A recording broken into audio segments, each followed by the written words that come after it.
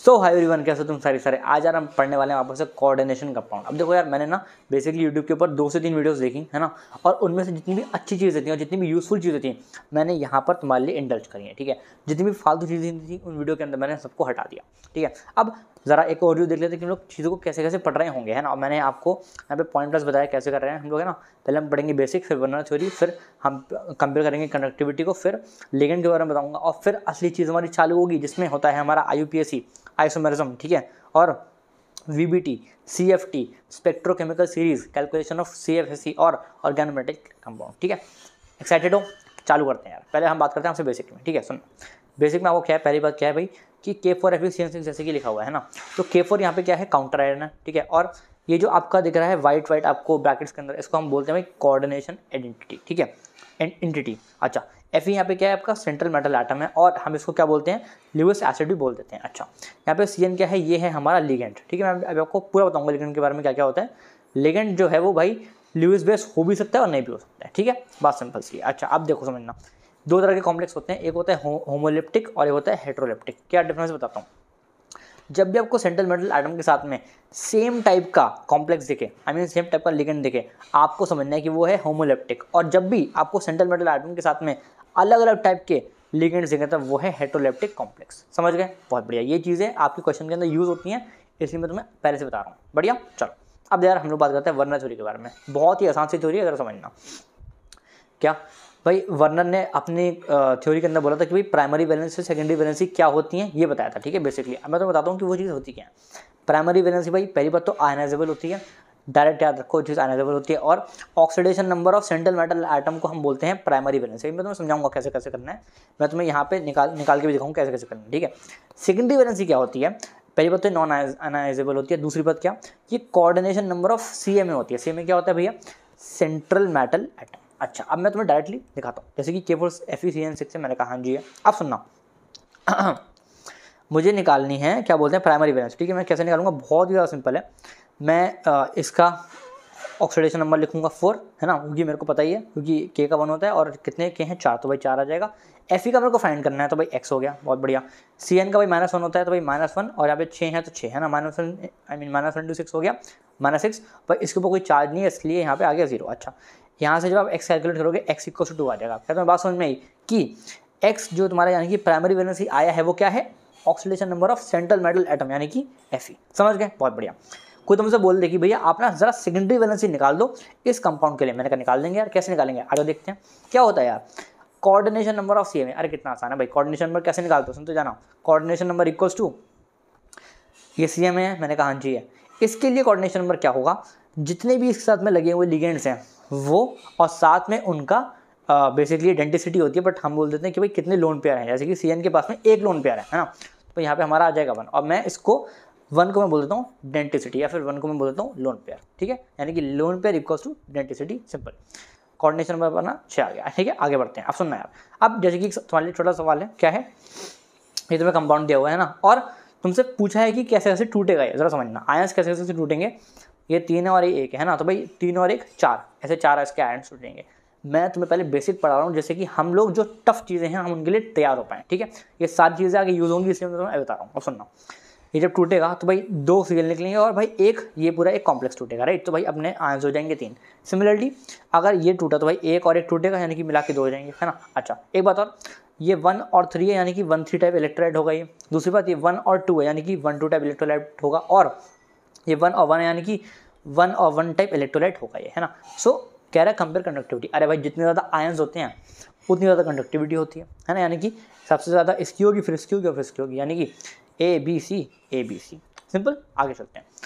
अभी तक हम लोगों ने 3 पॉइंट्स कवर कर लिए जो बेसिक है। मैं आपसे बात करता हूँ 4th पॉइंट के अंदर। ठीक है, जरा सुनना।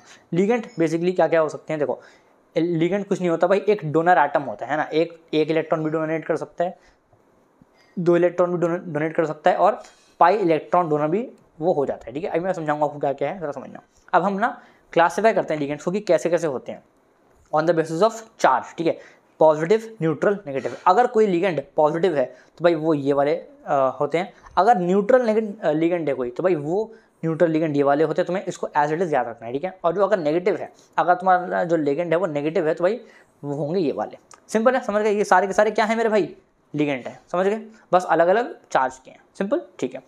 अब on the basis of density, मैं समझाऊंगा डेंसिटी का मतलब क्या होता है।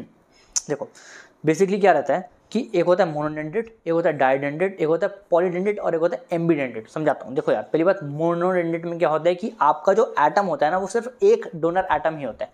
इसका मतलब क्या है जरा समझना, कि जैसे कि मतलब वो बेसिकली जो तुम्हारा जैसे कि जो कॉम्प्लेक्स है ना, जो तुम्हारा कॉम्प्लेक्स है उसके अंदर जो डोनर एटम है वो केवल एक ही चीज़ डोनेट कर पाएगा, है ना, ये कॉन्सेप्ट रहता है। ओके अच्छा, अब मैं समझाता हूँ, टेंशन नहीं है।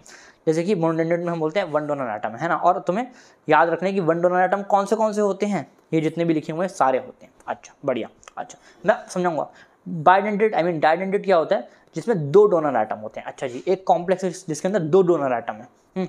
सो भाई जैसे कि एग्जाम्पल के लिए मैं बोलता हूँ ये वाला है ना, एक ही एग्जाम्पल है, एक ही एग्जाम्पल है। अब मैं तुम्हें इस एग्जाम्पल से समझाता हूँ कि बेसिकली डेंसिटी का मतलब क्या है। देखो समझना, ये भाई मेटल है ना, यानी कि कहाँ गया वो मेटल, ये रहा Fe, एक मेटल है ना, यहाँ पे Cn क्या है, लिगेंड। अब ज़रा समझना, आ जाओ, ये हमारा Fe है और ये हमारा लिगेंड, ठीक है। अब क्या होता है कि डाइडेंटेड का मतलब क्या होता है कि भाई दो डोनर एटम है, एक ये है और एक ये है ना, ये दोनों ही इलेक्ट्रॉन अपने डोनेट कर रहे हैं मेटल एटम को। तो भाई इसका मतलब है डाइडेंटेड। आप क्या तो समझ रहे कि भाई मोनोडेंटेड का मतलब क्या होता है कि कहीं पर भी अगर M है और भाई यहाँ पे तुम्हारा मोनोडेंटेड है, मोनो है ना, तो भाई तुम्हारे पास ये एक इलेक्ट्रॉन दे पाएगा, बात खत्म, ठीक है। अच्छा अब समझना एक चीज़ बात और क्या, कि अगर तुम देख पाओ ना तो बेटा ये भी इसको दे रहा है, ये भी इसको दे रहा है। इसका मतलब क्या है कि बेसिकली ये एक साइक्लिक चेन बन रही है, मतलब बेसिकली साइक्लिक रिंग बन रही है ना, चेन तो कभी होती नहीं है, साइक्लिक रिंग बन रही है। और मैं इस रिंग को प्यार से क्या बोलता हूँ, कोऑर्डिनेशन कंपाउंड की लैंग्वेज में उसको हम बोलते हैं चिलेट। क्या बोलते हैं, चिलेट। एक बात और क्या, कि भाई सिंस ये एक डोनर एटम है, यानी कि यहाँ पर तो भाई कभी रिंग बन ही नहीं सकती। अब अगर रिंग नहीं बनेगी तो भाई हम उसको चिलेट कैसे बोलेंगे, इसलिए हम बोलते हैं भाई यहाँ पे कोई चिलेट नहीं बनता। क्लियर, बढ़िया। अब देखो ये हो गया। हम मैं बात करता हूँ पॉलीडेंटेड के बारे में। पॉली का मतलब क्या होता है कि एक या एक से अधिक, है ना। तो मैं बोल रहा हूँ कि यहाँ पे एग्जाम्पल के लिए है हेक्साडेंटेड। हेक्साडेंटेड का मतलब क्या है, 6 डोनर एटम होते हैं। जैसे कि उसका एक अच्छा सा एग्जाम्पल है EDTA, है ना। ये EDTA का मैंने तुम्हारे लिए स्ट्रक्चर बनाया हुआ है और EDTA -4 होता है। अब मैं तुम्हें दिखाता हूँ कि बेटा ये 6 डोनर एटम कैसे हो रहे हैं। क्योंकि देखो यार अभी अगर तुम देखोगे ना तो मेरे भाई इलेक्ट्रॉन 1 2 3 4 ही तो नेगेटिव है। अब भाई 2 इलेक्ट्रॉन और कहाँ से आएंगे, तो भाई मैं बताता हूँ, 1 2 3 और 4 तो हो गए, और एक N दे देगा और एक ये वाला N दे देगा, यानी कि भाई यहाँ से आ जाएंगे 6 इलेक्ट्रॉन, जो आपको यानी कि जो EDTA है ये अपने 6 इलेक्ट्रॉन दे देगा, किसको, मेटल को। बात समझ पाए तो हाँ ना बोल दो फटाफट से, ठीक है। ये तुम्हें चीज़ें एज इट इज याद रखनी है, ठीक है। आप समझो मैं क्या कह रहा हूँ एम्बीडेंटेड में क्या रहता है, कुछ नहीं रहता। देखो यार बेसिकली ना यहाँ पर होते तो दो डोनर एटम है, बट एक बार में कोई एक ही दे सकता है। जैसे कि एग्जांपल के लिए समझाता हूँ, ये एक है ना, NO2 एक क्या है, एम्बीडेंटेड है। समझाता हूँ कैसे, देखो यार NO2 लिखा हुआ है यहाँ पे इस वाले फिगर के अंदर ना, N अपने इलेक्ट्रॉन M को दे रहा है। बट अगर मैं इसी NO2 को कुछ इस स्टाइल में लिख दूँ, इसी स्टाइल के अंदर, तो यहाँ पे जो O है, O अपना इलेक्ट्रॉन M को दे रहा है।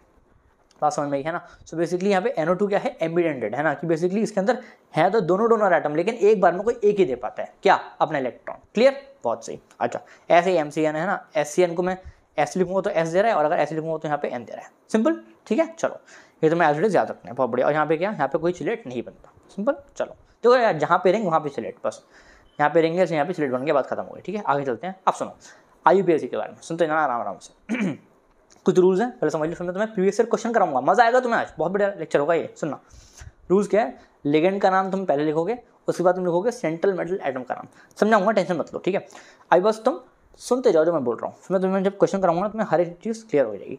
नेमिंग ऑफ लिगेंड हम कैसे करते हैं, अगर एक एनायनिक लिगेंड है ना, यानी कि इनमें से कुछ है, सो हम भाई जो Cl- को हम बोलते हैं क्लोराइड, है ना, तो हम भाई क्लोराइड को बोलेंगे क्लोराइड हो, जो कि मैंने यहाँ पे लिखा है कि जहाँ पे E आएगा वहाँ पे आप O कर देना। जैसे कि क्लोराइड होता है तो भाई क्लोराइडो कर दिया, साइनाइड होता है तो साइनाइडो कर दिया, है ना, हाइड्रोक्साइड होता है हाइड्रोक्साइडो हो गया, और C2O4 के ऊपर 2 माइनस को हम बोलते हैं ऑक्जेलेट आयन। ऑक्जेलेट के आगे अब आपका आ गया ऑक्जेलेटो। क्लियर, अच्छा ऐसे न्यूट्रल के अंदर आपको H2O में एक्वा कहते हैं, NH3 में अमीन कहते हैं, AMMINE, है ना, AMINE नहीं, AMMINE, है ना, तुम्हें इसको याद रखना है, ठीक है। एक छोटी सी बात और, पायरिडीन, है ना, PY को हम बोलते हैं मेरे भाई पायरिडीन, और इसका जो स्ट्रक्चर होता है वो कुछ ऐसा होता है, याद रख सकते हो, इंपॉर्टेंट है तुम्हारे लिए, ठीक है। चलो कहीं ना कहीं जिंदगी में काम आ ही जाएगा डेफिनेटली, ठीक है। आगे बात करते हैं कैटायनिक लिगेंड होते हैं भाई कि जैसे कि NO2 है ना भाई, मैं NO2 को बोलता हूँ नाइट्रो ग्रुप है ना, लेकिन आगे हम लगा देते हैं ION, तो भाई यहाँ पे क्या हो गया नाइट्रोनियम।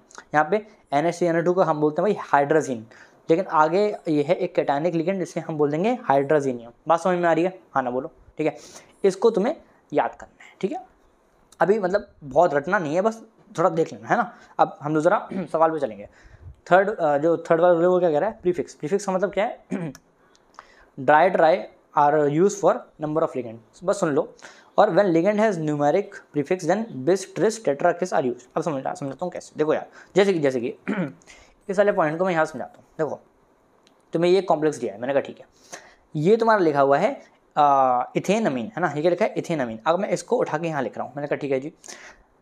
आपने इसको यहाँ बनाया, मैंने कहा हाँ बनाया। अब जिस बच्चे ने अगर IUPAC पढ़ी है ना, तो इसका जो नाम है वो लिखेगा, ये क्या लिखेगा, डाईएथीन। क्यों मेरे भाई? क्योंकि 2 कार्बन है तो भाई डाईएथीन है ना, और 1 2 पे डायमाइन है ना। तो बेसिकली अगर आप नंबरिंग करोगे तो 1 2 है ना, और 1 और 2 पे क्या है तुम्हारा डायमाइन। जो IUPAC पढ़ा होगा वो ये लिखेगा। लेकिन सिंस हम लोग इस टाइम कॉम्प्लेक्स कोऑर्डिनेशन कंपाउंड की दुनिया में है, इसलिए हम क्या बोलेंगे कि बेटा ये गलत है। क्यों? क्योंकि यहाँ पे हमने क्लियरली लिखा था कि when ligand has numerical prefix, यानी कि देखो न्यूमेरिकल प्रीफिक्स है ना, हम लोग बोलते हैं कि भाई यहाँ पे आएगा बिस ट्रिस टेट्राकिस है ना, यानी कि यहाँ पे बिस आ जाएगा, बिस एथेन 1 2 डायमीन। ये वाला सही है और ये वाला गलत। बात समझ में आई? अभी आएगी, ठीक है। अभी मैं क्वेश्चन तुम्हें कराऊंगा ना, मजा आएगा तुम्हें। अच्छा, और रूल क्या है? Naming of central metal atom है ना। देखो जैसे कि मैं तुम्हें समझाता हूँ, कहाँ गया, जैसे कि यही है ना। अब मुझे सेंट्रल मेटल एटम का नेमिंग करना है, कैसे करूँगा वो भी, उसका भी रूल सुन लो। क्या? देखो ये है तुम्हारे सारे के सारे सेंट्रल मेटल एटम, ठीक है। अगर वो सेंट्रल मेटल एटम पॉजिटिव है या फिर न्यूट्रल है ना, तो हम उसको ऐसे बोल देंगे, जैसे कि Fe को मैं बोल दूंगा आयरन, CO को मैं बोल दूंगा कोबाल्ट। लेकिन अगर वो नेगेटिव है, नेगेटिवली चार्ज कॉम्प्लेक्स है ना, सो क्वेश्चन कराऊंगा, डरो मत। Fe को हम बोल देंगे फेरेट, CO को बोल देंगे कोबाल्टेट, ऐसे करके है ना। अब मैं तुम्हें डायरेक्ट लेके चलता हूँ क्वेश्चन के ऊपर, ठीक है। एक रूल और है, क्या? Oxidation number of CMA written after naming of CMA ion in Roman. समझाऊंगा, रोमन मतलब वही, याद नहीं है, ऐसे लिखते थे, ऐसे, फिर 5 को ऐसे लिखते हैं, ऐसे करके। अब डायरेक्ट सवाल आ जाओ। अरे PYQ ही है, 2020 का ही है, सुनते जाना। कह रहा था IUPAC name of complex this is what. अब आ जाओ, सुनते जाना। पहली बात क्या, प्लस और माइनस में तोड़ो। क्यों? अरे भाई एक ये कॉम्प्लेक्स है और ये Cl अलग है ना, तो पहले इनको अलग अलग तोड़ो। मैंने कहा ठीक है यार, ये प्लस हो गया, ये माइनस हो गया, बहुत बढ़िया। अब मैं इसके अंदर घुस रहा हूँ, सुनते जाना। अब मैं इसके अंदर घुस रहा हूँ, बहुत बढ़िया। मैं थोड़ा सा लिखता हूँ, जैसे कि मैंने तुम्हें क्या बोला था सबसे पहले, है ना। देखो इधर आओ, मैं तुम्हें पहला रूल दिखाता हूँ, कहाँ गया।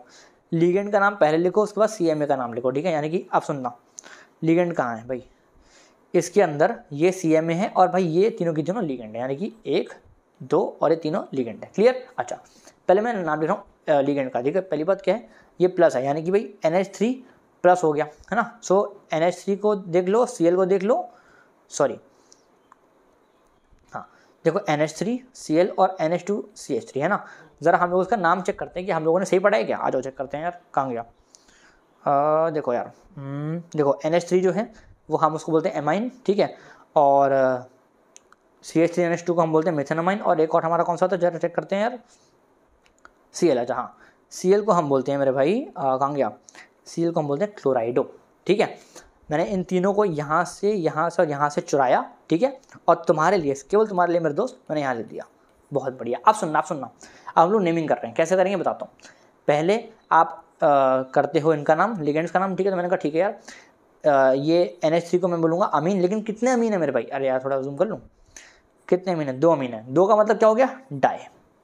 बात समझ में आ रही है, हाँ ना, बोल फटाफट से, है ना। ये डाई कहाँ लिखा हुआ है, अरे भैया ये देखो यार, di tri are use for the number of ligand, है ना। तो नंबर ऑफ लिगेंड यहाँ पे कितने हैं, 2 हैं, तो भाई मैंने यहाँ पे डाई यूज़ करा, बहुत बढ़िया। फिर Cl क्लोराइडो, तो भाई एक ही है, तो भाई मैंने नॉर्मल क्लोराइडो लिखा, और यहाँ पे एक ही है, तो बेसिकली यहाँ पे 1 ही है ना, सो यहाँ पे मेथेनामाइन आ गया। और अब मैं लिखूंगा मेटल एटम का नाम, है ना। सो बेसिकली ये Pt है, अभी +1 की फॉर्म में, चेक कर लो, Pt है भाई +1 की फॉर्म में, यानी कि भाई आओ जरा चेक करते हैं, +1, ये देखो पॉजिटिवली चार्ज है, और भाई Pt है, Pt कहाँ गया, Pt ये है, Pt को मैं क्या लिखूंगा, प्लैटिनम। अच्छा जी, ये टेबल याद रख लो, काम हो जाएगा, है ना। तो मैंने लिखा प्लैटिनम। अच्छा, और अभी रुक जाओ, अभी खत्म नहीं हुआ है, सुनते जाना। और जो मेरा लास्ट है वो है oxidation number of central metal atom is written after naming of CMA ion in Roman. हाँ जी, अभी खत्म नहीं हुआ है, अभी मेरे को निकालना है इसका ऑक्सीडेशन नंबर। कैसे निकालूंगा बताता हूँ, देखो समझना। इसको X मान लो, ठीक है। NH3 के ऊपर 0 चार्ज होता है तो भाई 0 × 2 0 है ना। Cl के ऊपर -1 होता है भाई -1 आ गया, और इसके लिए तुम निकालना, सो बेसिकली ये तो 0 ही होता है ना, और ऊपर एक +1 है ना। सो बेसिकली यहाँ पे सॉरी यहाँ पे ऐसे नहीं आएगा, एक मिनट रुकना मेरे दोस्त, = 1 है ना। अब जब तुम इसको करोगे सॉल्व तो तुम्हारा आंसर आ जाएगा x = 2, ठीक है। यानी कि x = 2 को मैं बोलता हूँ कुछ ऐसे करके सेकंड लिखता हूँ, है ना। तो भाई मैंने इसको लिखूंगा यहाँ पे नीचे, है ना, और आगे लिखा दूंगा। अभी खत्म नहीं हुआ, सुनते जाना। अभी तो तुमने भाई यहाँ तक की नेमिंग कर दी है ना, अभी भाई तुम्हारा Cl रह गया। Cl को मैं क्या लिखूंगा, अरे कुछ नहीं भाई, क्लोराइड लिख दूंगा, क्लोराइड आ गया, बात खत्म। कौन सा है जरा चेक कर लो, डायमीन क्लोराइडो मेथेनामाइन, ये वाला आ गया, फर्स्ट वाला। बात क्लियर है, हाँ ना बोलो फटाफट से, सुंदर। चलो एक और क्वेश्चन लेते हैं। अभी देखो उसमें क्या था कि हमारा जो ब्रैकेट है ना वो प्लस है। अभी मैं क्या ले रहा हूँ, मतलब बेसिकली ब्रैकेट वाला प्लस है और नॉर्मल वाला माइनस है। लेकिन अब मैं क्या ले रहा हूँ, सुनते जाना, कि भाई नॉर्मल वाला प्लस है और ब्रैकेट वाला माइनस है। अरे इतना तो तुम कर सकते हो। अरे मेरे भाई NaCl का लिखा होता है, भाई क्या करते हो, Na + Cl-। ऐसे ही जैसे ये लिखा हुआ है ना, तो भाई तुम यहाँ बोलोगे प्लस और इसको बोलोगे माइनस, इतना तो कर सकते हो। अच्छा जी, अब सुनते जाना आराम से। क्या करना है मैं बताऊँ, पहले बात हम नेमिंग ऐसे करते हैं। तुम अगर देखे हो ना तो हम लोगों ने पहले नेमिंग ऐसे करी थी, यानी कि पहले तुमने ब्रैकेट वाला लिखा है ना ये पूरा, और फिर तुमने Cl लिखा है ना। लेकिन यहाँ पे भाई पहले हमारा आ गया K, तो पहले भाई मेरे को लिखना पड़ेगा K के बारे में, है ना। तो बेसिकली कुछ नहीं है, K क्या होता है, पोटेशियम। हाँ भाई, तो पहले हमने लिख दिया पोटेशियम, बहुत सुंदर। अच्छा अब सुनना, अब हम अंदर घुसे, है ना। सो पहली बात तो हम क्या करेंगे, ये तो हम नहीं लिखेंगे बिकॉज ये सेंट्रल मेटल एटम है। हम जाएंगे पहले लिगेंड के पास में। भाई ये क्या कौन सा आयन होता है भैया, और दिखाता हूँ तुम्हें। C2O4 को वैसे हम बोलते हैं ऑक्सीलेट, है ना। और तुम एक बार चेक करना, चलो मैं तुम्हें दिखा देता हूँ, इधर आओ। C2O4 है ना अपना, कहाँ गया, ये देखो C2O4 को हम क्या बोलते हैं, ऑक्सीलेटो, ठीक है। बात समझ में आई तो हाँ ना बोलो। देखो यार ये नेमिंग ऑफ लिगेंड मैंने आपको ऑलरेडी पढ़ाया हुआ है ना। सो कहाँ गया, ऑक्सीलेटो आ गया। और मेरे भाई कितने ऑक्सीलेट हैं, 3 ऑक्सीलेट हैं, है ना, 3 ऑक्सीलेट है, यानी कि भाई कितना हो गया अपना ट्राई, ठीक है। देखो लिगेंड के अंदर कहाँ गया, नंबर ऑफ लिगेंड में हम डाई ट्राई यूज़ करते हैं, राइट। चलो, और ऐसा मत सोचना कि इस चीज़ से कन्फ्यूज मत हो जाना, है ना। ये है लिगेंड न्यूमेरिकल प्रीफिक्स के लिए, और ये डायट्राई नंबर ऑफ लिगेंड के लिए। क्लियर है, बहुत सही। अब सुनते जाना, कहाँ गया तुमने ट्राइऑक्सिलेटो लिखा, और भाई आगे क्या है, सेंट्रल मेटल एटम, है ना। अब भाई ये है, सुनते जाना, ये कोबाल्टेट है माइनस वाली फॉर्म में मेरे दोस्त, है ना। सौ जरा चेक करते हैं भाई, माइनस वाला फॉर्म ये है भाई, कोबाल्टेट ये है, कोबाल्टेट आ गया, हाँ ना बोलो। क्लियर हो रही है बात, सिंपल। कहाँ गया वो अपना, हाँ कोबाल्टेट, ठीक है। अब फिर से भाई मुझे सेंट्रल मेटल एटम के लिए क्या निकालना पड़ेगा, ऑक्सीडेशन नंबर। अरे निकालो यार, आ जाओ मेरे साथ निकालो। इसको मैं बोलूँगा 3। अरे भाई क्यों, बिकॉज K का जो एटॉमिक जो ऑक्सीडेशन नंबर होता है 1 होता है, सबको पता है। 3 इसका x मान लिया, ठीक है, और यहाँ पे इसका -2 और इंटू 3, है ना। और ठीक है, और बेसिकली = 0 आ जाएगा बिकॉज इसके ऊपर कोई चार्ज नहीं है ना। ऐसा मत सोचना कि इसके ऊपर -1 है या फिर +1, ऐसा कुछ नहीं है। ये पूरा एज अ आयन देख रहा हूँ मैं, है ना। ठीक है, तो भाई यहाँ पे x = 3 हो जाएगा। यहाँ पे मैंने रोमन में 3 डाल दिया, आंसर अपना सही है। जरा चेक कर लेते हैं, पोटेशियम ट्राई ऑक्सीलेटो कोबाल्टेट 3, ये वाला सही है। कोई बच्चे ये वाला मार देते हैं, गलत हो जाता है, ये वाला सही है। क्लियर, हाँ ना बोलो। 2023 का सवाल है, खुद चेक कर सकते हो, ठीक है। आगे चलते हैं। अब हम बात करते हैं आइसोमेरिज्म के बारे में। बहुत तेज़ करा रहा हूँ, आई नो, मतलब आई थिंक तुम्हें समझ में आ रहा होगा, बहुत ईजी सा है समझना। अब देखो आइसोमेरिज्म में ना बहुत मैंने तुम्हारे लिए सुंदरता से करी है चीज़ें, सुनना। आइसोमेरिज्म में एक होता है स्ट्रक्चरल, एक होता है स्टीरियो, है ना। अब स्ट्रक्चर तो ठीक है, बट स्टीरियो के अंदर भी 2 चीज़ें आती हैं, वो आती है ज्योमेट्रिकल आइसोमेरिज्म और ऑप्टिकल आइसोमेरिज्म। अच्छा जी, अब मैं आपसे स्टार्ट करता हूँ। स्ट्रक्चरल पढ़ते हैं पहले, बहुत आसान है। स्ट्रक्चरल आइसोमेरिज्म के अंदर भाई 4 टाइप हैं, है ना। ये उनका शॉर्ट फॉर्म है, इसको आप याद रख सकते हो कोहली के नाम से। कैसे, COHLI इज कोहली, विराट कोहली, ठीक है। अब सुनना, CO इज कोऑर्डिनेशन आइसोमर। भाई कोऑर्डिनेशन आइसोमर कौन से होते हैं, कुछ नहीं होते, जहाँ पे दोनों एनायन और कैटायन होते हैं कॉम्प्लेक्स। जैसे कि एग्जांपल के लिए भाई ये एक चीज़ आप पकड़ लो, मैंने कहा अच्छा इसको पकड़ लिया, हाँ। अरे भाई तुम्हारे Na+ और Cl- होते हैं भाई, है ना, सॉरी Na+ और Cl- ऐसे, है ना। सो ये जो है मेरा कैटायन है ना, और ये मेरा है एनायन। भाई अभी ये कॉम्प्लेक्स नहीं है, बट इस वाले केस के अंदर भाई ये कॉम्प्लेक्स है ना। सो बेसिकली ये भी कॉम्प्लेक्स, ये भी कॉम्प्लेक्स। और सुनते जाना, अगर मैं क्या करा, NH3 और CO को मिला के एक नया कंपाउंड बना दिया, और Cr और NH3 CN को मिला के एक नया कंपाउंड बना दिया, है ना। सो बेसिकली इनके कैटायंस और एनायंस आपस में एक्सचेंज जब हो जाते हैं तो हम इनको बोलते हैं कि भाई आपस में कोऑर्डिनेशन आइसोमर्स हैं। समझ गए, क्लियर। और कोऑर्डिनेशन आइसोमर्स कब होते हैं, जब भाई आयनिक और आयन और कैटायन जो है तुम्हारा दोनों की दोनों कॉम्प्लेक्स होंगे। क्लियर है? बढ़िया। अगला चलते हैं हाइड्रेट। देखो यार ये हो गया, इस पे चल रहे हैं। हाइड्रेट आइसोमर कौन से होते हैं? कुछ नहीं होता जहाँ पे number of hydrogen number of H2O in this entity is unequal. जैसे कि एग्जांपल के लिए एक ये ले लो और आप एक ये ले लो। मैंने कहा अच्छा जी, आपने चेक करा इस चीज़ के अंदर H2O है 6, ओके, इस चीज़ के अंदर H2O है 5, यानी कि भाई दोनों अनइक्वल हैं। 6 इज नॉट इक्वल टू 5, यानी कि अपना ये हाइड्रेट आइसोमर हो गया। ऐसा इतना सिंपल है, ठीक है। अच्छा, लिंकेज आइसोमर क्या होते हैं? When ambidentate linkage ligand is present. अब इसका मतलब क्या है? देखो यार मैंने तो ऑलरेडी पढ़ाया हुआ है। एम्बिडेंटेड लिगेंड क्या होते हैं? आज जरा चेक करते हैं मेरे भाई। कहाँ गया? ये देखो, नहीं यहाँ पे नहीं है। एम्बिडेंटेड लिगेंड ये देखो, ये होता है। कौन से होते हैं? NO2 हो गया, SCN हो गया, है ना। आओ दिखाता हूँ। ये देखो यहाँ पे NO2 है ना। सो बेसिकली NO2 इसके अंदर आ गया। तो अब मैं इस NO2 को इस तरह से भी तो लिख सकता हूँ यार। कितना बात समझ में आई कि एम्बिडेंटेड लिंकेज जब भी आ जाते हैं एज अ लिगेंड बनकर, तो हम उसको बोलते हैं लिंकेज आइसोमर। सिंपल सा कॉन्सेप्ट। क्लियर? बहुत बढ़िया। अच्छा, आयनाइजेशन आइसोमर कौन से होते हैं? बड़ा सिंपल है समझना। कह रहे compounds which give different ions in solution. मतलब क्या? अरे कुछ नहीं है, ये है ये प्लस ये माइनस, फिर ये माइनस ये प्लस। मतलब बेसिकली क्या, दोनों को तुम पानी में डालोगे जब अलग अलग आयन देंगे, है ना, और अगर सेम मतलब वो है इनका फॉर्मूला है ना, तो बेसिकली हो जाएंगे ionization isomer. Simple concept. Clear? बहुत सुंदर। आगे चलते हैं। देखो अब हमारा ना स्ट्रक्चरल हो भी गया। अब मैं आपको लेके चल रहा हूँ स्टीरियो पर, है ना। अब मैं स्टीरियो तो पढ़ा रहा हूँ, बट स्टीरियो के अंदर मैं पहले आपको पढ़ा रहा हूँ ज्योमेट्रिकल आइसोमर, ठीक है। आगे चलते हैं ज्योमेट्रिकल, ठीक है। अब देखो यार इसके अंदर ना 2 केस हैं, सुनते जाना। ज्योमेट्रिकल के अंदर है एक केस 1 है मेरे भाई, और एक केस है 2, ठीक है। हम पहले बात करते हैं आपसे केस 1 के बारे में, ठीक है। केस 1 का मतलब क्या है कि भाई जहाँ पे कोऑर्डिनेशन नंबर आपका 4 होगा। अभी मैं समझाऊंगा, टेंशन मत, डरो मत। केस 1 के अंदर क्या है भाई, जब कोऑर्डिनेशन नंबर होगा 4। अच्छा, अब जब कोऑर्डिनेशन नंबर 4 होता है ना, तो 2 तरह की ज्योमेट्री हो सकती है। कौन सी? एक होता है टेट्राहेड्रल और एक होता है स्क्वायर प्लेनर। समझाता हूँ। पहली बात क्या, मैं तुम्हें क्लियर कट तुम्हारे मुंह पे बोल देता हूँ। क्या? देखो CN=4 के अंदर टेट्राहेड्रल ज्योमेट्री का कुछ भी हो, वो कभी भी GI शो नहीं करता। GI क्या होता है भैया? अबे ज्योमेट्रिकल आइसोमेरिज्म यार, ठीक है। कभी भी कुछ भी टेट्राहेड्रल ज्योमेट्री का होगा that do not show GI। खत्म बात, ठीक है। टेट्राहेड्रल ज्योमेट्री कैसी दिखती है? ऐसी दिखती है। आई होप तुम्हें पता होगा। अच्छा, अब ये तो सही है।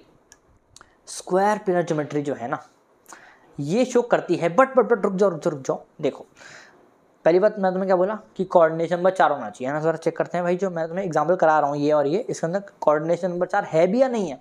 तो मेटल एटम है, ये है लिगेंड, यानी कि इसमें 4 है। बिल्कुल सही बात है। यहाँ पे क्या है? मेटल एटम है 3 और एक 4, है ना। तो भाई कोऑर्डिनेशन नंबर 4 तो है। अच्छा, अब मैं तुम्हें क्या बोल रहा हूँ कि MA4 और MA3 भी टाइप के जो जितनी भी चीज़ें हैं वो कभी भी शो नहीं करेंगी GI। क्यों? समझाता हूँ। देखो यार, क्या आपको आइसोमेरिज्म का मतलब समझ में आता है कि अलग डिफरेंट, मतलब या तो स्पेस में उनका अरेंजमेंट डिफरेंट होगा, या फिर वो अलग अलग चीज़ों के साथ में अलग अलग रिएक्ट करेंगे। जैसे कि मैं समझाता हूँ, MA4 है, इसका मैंने बनाया तो भाई कुछ इस तरह का बनेगा, है ना। अब इसका मैं कोई और आइसोमर बना ही नहीं पाऊंगा भाई। अरे यार मैं क्या बनाऊंगा? MAAA, है ना, यही तो बना सकता हूँ, है ना।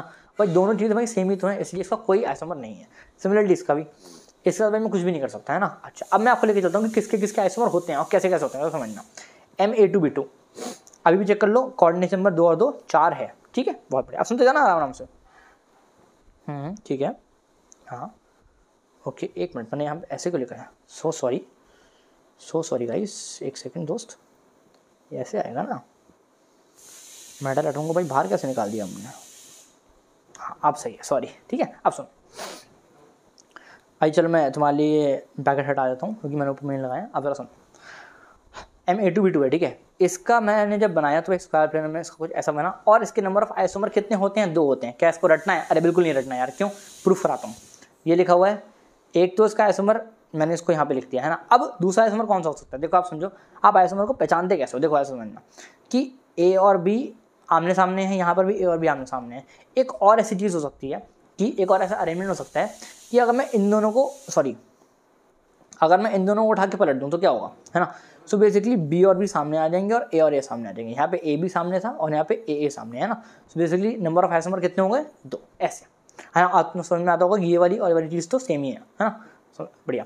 MA2BC में क्या होता है? ऐसे बनाया आपने, मैंने कहा हाँ जी। अच्छा, ये मैं कैसे बना रहा हूँ? बिकॉज स्क्वायर प्लेनर है। और एक बात और सुन लो, ये क्या भैया मुझे ये चीज़ रटनी है कि इसको ऐसे ही बनाना है। अरे नहीं यार, कॉमन सेंस यार, कॉमन सेंस है ना, कि भाई कोऑर्डिनेशन कंपाउंड 4 है भाई, ये होता है स्क्वायर प्लेनर और मुझे इस तरह से बनाना है। ठीक है, अभी तुम समझते जाओ, सुनते जाओ आराम आराम से। ये है ऐसा, है ना। अब मुझे एक मैंने इसका ऐसा बनाया है ना। अब आओ ज़रा चेक करते हैं कि कितने आइसोमर होंगे। यहाँ तो 2 लिखे हैं, बट हम लोग ज़रा अपनी उससे चेक करते हैं। देखो यार मैं क्या कर रहा हूँ, ठीक है ठीक है ठीक है, AC BC, हाँ देखो मैं क्या कर रहा हूँ, मैं इन दोनों को पलट दे रहा हूँ। इन दोनों को मैंने आपस में जब पलटा तो ऐसे आ जाएगा, है ना। बट यहाँ पे अब गेम हो गया, क्यों? बिकॉज ये और ये दोनों सेम ही है भाई। क्या बात कर रहे हो? अरे हाँ समझाता हूँ। देखो यहाँ पे AC सामने है, यहाँ पे AB सामने है। मेरे भाई यहाँ पे भी तो AC और AB सामने ही है। हाँ, यानी कि तुम इन दोनों को अनइक्वल कहोगे, आई मीन सॉरी, तुम इन दोनों को इक्वल कहोगे, है ना। So basically this will not be an isomer. तुम्हारे लिए मैं स्पेशली बना के लेके आया था। लेकिन अभी रुक जाओ। यहाँ पर AC सामने है और AB सामने है। क्या हो कि भाई AA सामने, आई मीन कहाँ, क्या पता AA सामने और BC सामने हो, है ना। तो भाई इसके 2 आइसोमर हैं, ये और ये, सिंपल, बढ़िया। M ऑफ ABCD, है ना, ABCD ये है। अब इसके मेरे भाई 3 आइसोमर हो सकते हैं। कैसे?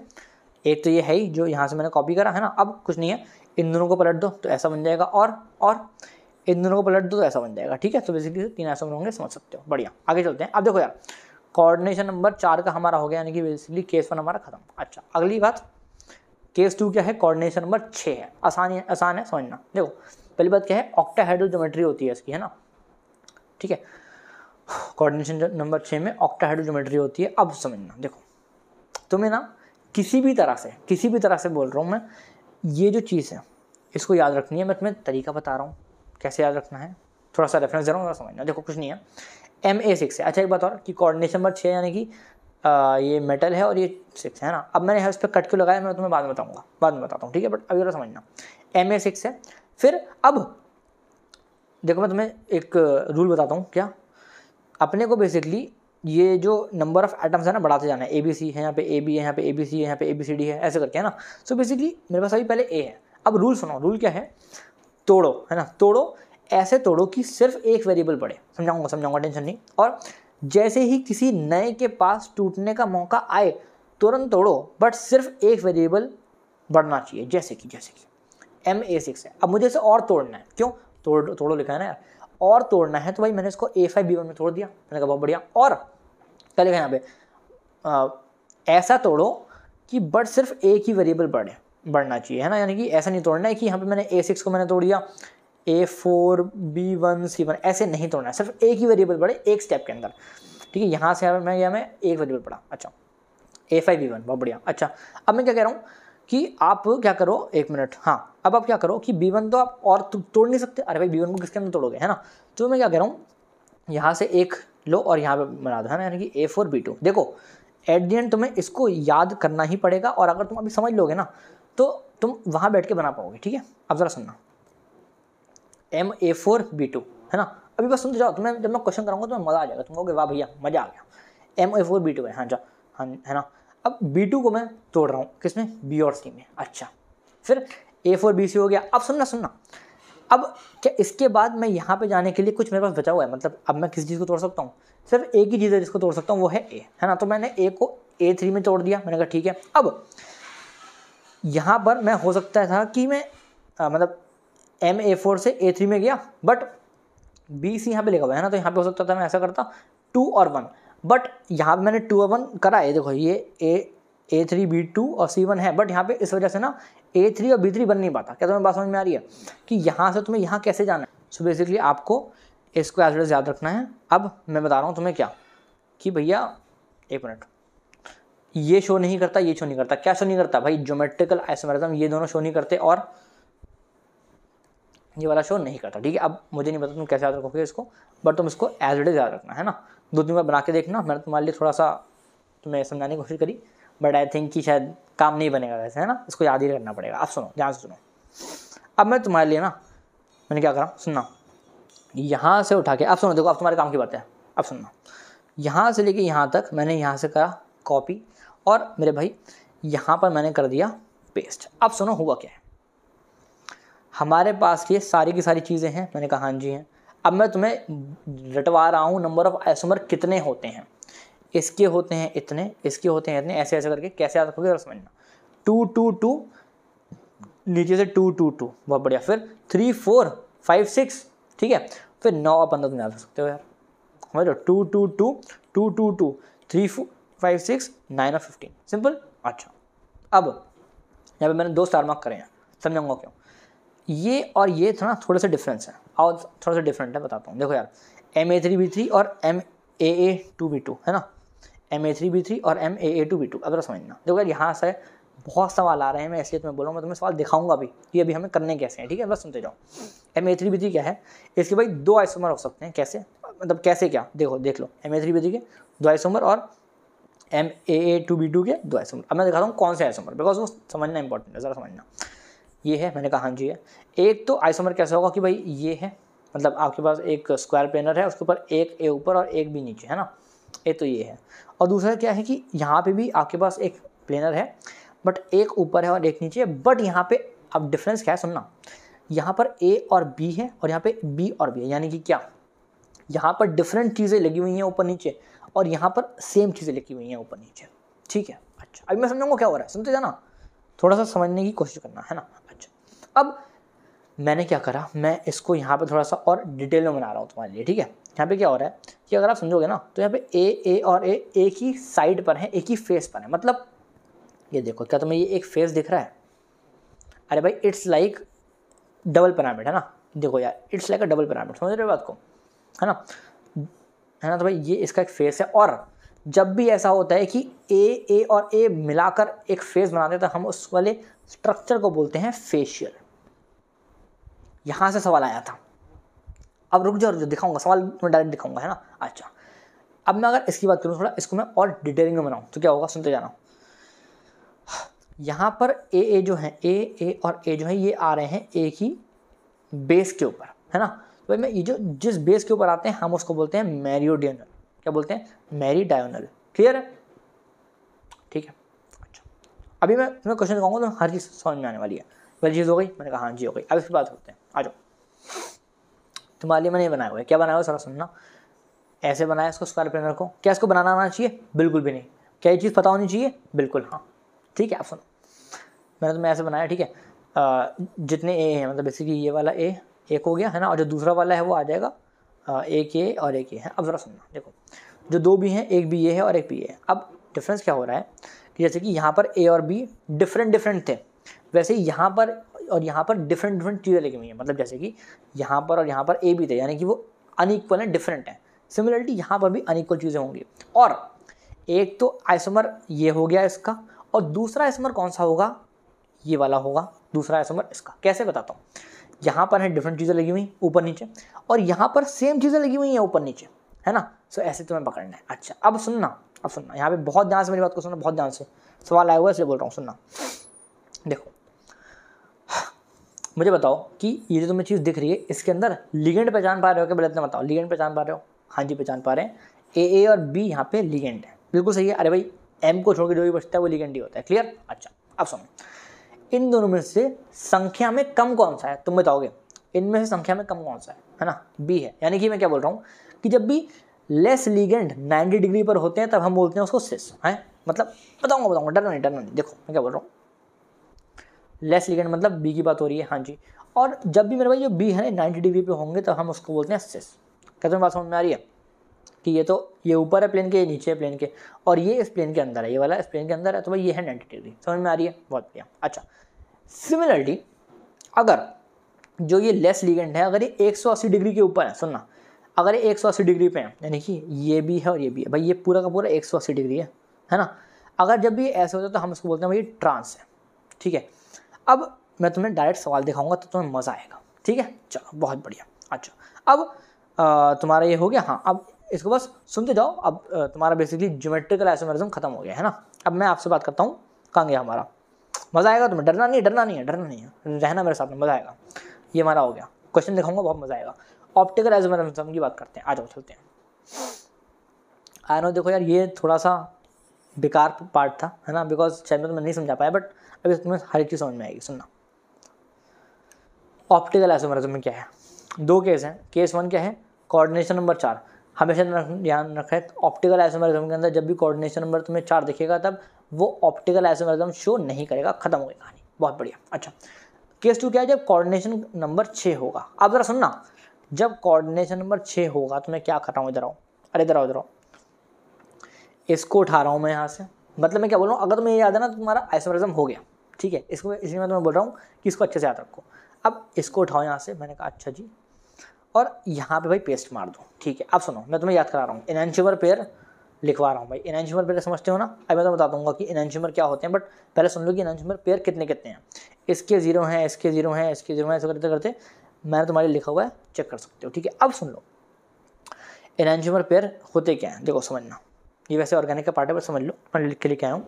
एनैंशियोमर्स बेसिकली क्या होते हैं, they are non superimposable mirror images. मतलब जैसे कि ये एच है, ठीक है, एच के सामने मैंने लगा दिया एक मिरर, वो भी मतलब मिरर के अंदर ये एच इस तरह का दिखेगा, बट मैं जब इन दोनों को उठा के सुपर इम्पोज करूँगा तब ये एक दूसरे के ऊपर बैठ जाएंगे, सुपर इम्पोज हो जाएंगे। और जो चीज़ें सुपर इम्पोज हो जाती हैं ना, वो एनैंशियोमर नहीं होती हैं यार।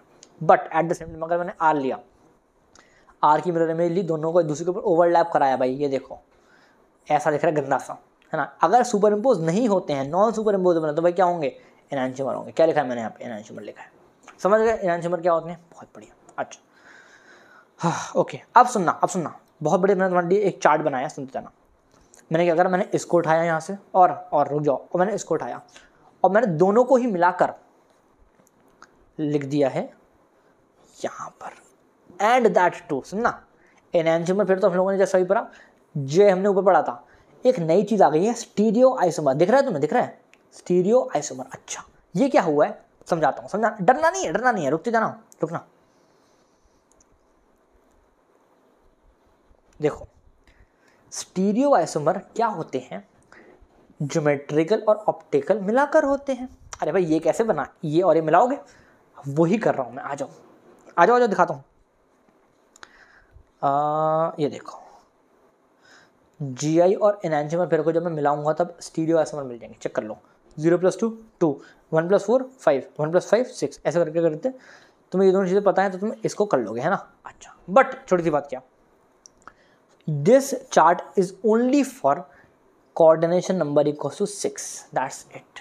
बिकॉज हम लोगों ने जो ये जो चार्ट बनाया, ये वाले दोनों, ये तुम ऊपर जाकर देखोगे ना तो कोऑर्डिनेशन नंबर 6 के लिए है, ठीक है।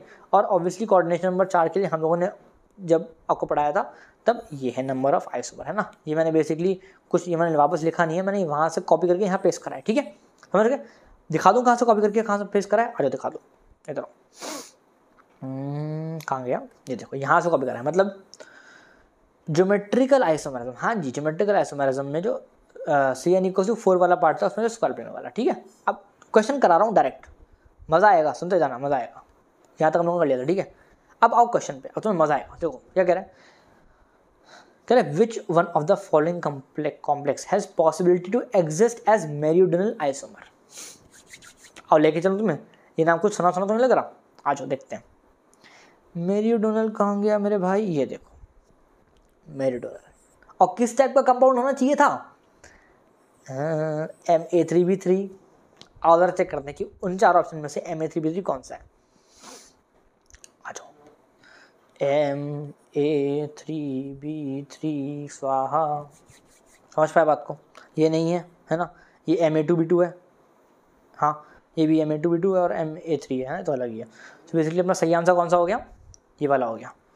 और ऐसा भी नहीं बोल रहा हूँ कि मैंने बहुत पुराना क्वेश्चन लिया, 2023 का सवाल है, चेक कर लो, ठीक है। ऐसे सवाल आ रहे हैं लड्डू, ठीक है, 2023, वापस आ जाओ।